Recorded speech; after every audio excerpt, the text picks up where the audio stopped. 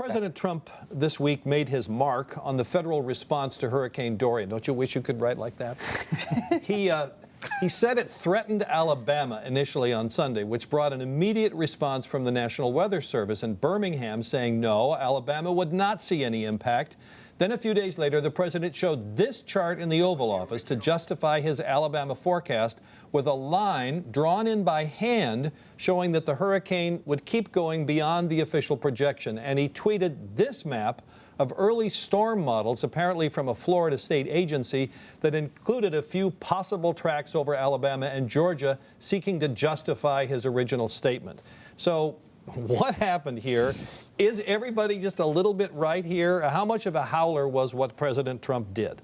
Well, look, at the very least, it was imprecise, right? If another president had said something like that, says, well, and was called on it the way he was, he said, well, I didn't mean that it was going to be, the same as in Florida or the Carolinas. I was just trying to say that there could be some side effects. He doesn't back down. Once he's challenged, he doubles down. He digs in, and he's going to push it.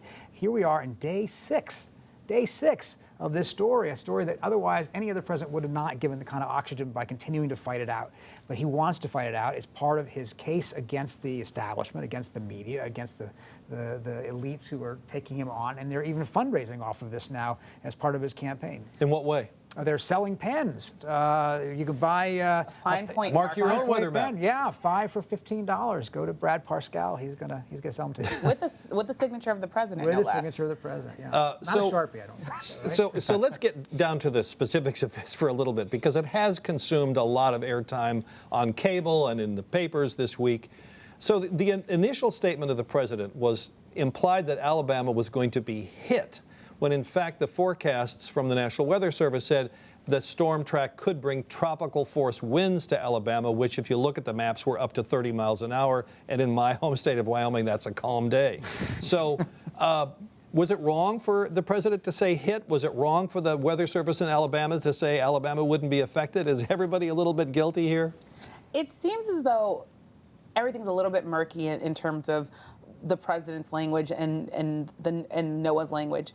But it is remarkable that we have a national weather service now rebuking and chastising essentially the local Alabama office, saying you should not be saying that the president was wrong. So if the national service is to be believed, then you would say that the local service or the local office was not 100% correct. That said, it's very clear that someone, likely the president, drew an extra part of the National Weather Service's map that was not included in that day's forecast. Is there any question about who drew it? Not to me, but who knows? Okay. So in that regard, he was clearly wrong. And I think what we saw was the president double down, as he does, on healthcare or on immigration. And he's, in some ways, had good political consequences by showing that in his character, he's someone who won't back down from a fight and will even fundraise from it. By the way, he said on Sunday Alabama would be hit. Today he said it would be grazed. Yeah. Was his original statement. Phil, you and your colleague Ashley Parker had a piece looking at how some senior White House people assessed the president's summer. Here's a line from it. It said, the 2 months between Independence Day and Labor Day offered a fresh and vivid portrait of the president as seen by Trump's critics: incompetent, indecisive, intolerant, and ineffective. So what were the missed steps? Well, this is the summer before the re-election campaign really gets going. And historically, traditionally, this is a period when presidents get their political house in order. They try to broaden their appeal. They lay a foundation for the re-election campaign. And Trump, according to some of his own advisors even, missed that opportunity. He spent a summer attacking the Squad, the 4 congresswomen of color, attacking the city of Baltimore. He had his botched visits to Dayton, Ohio, and El Paso following those mass shootings.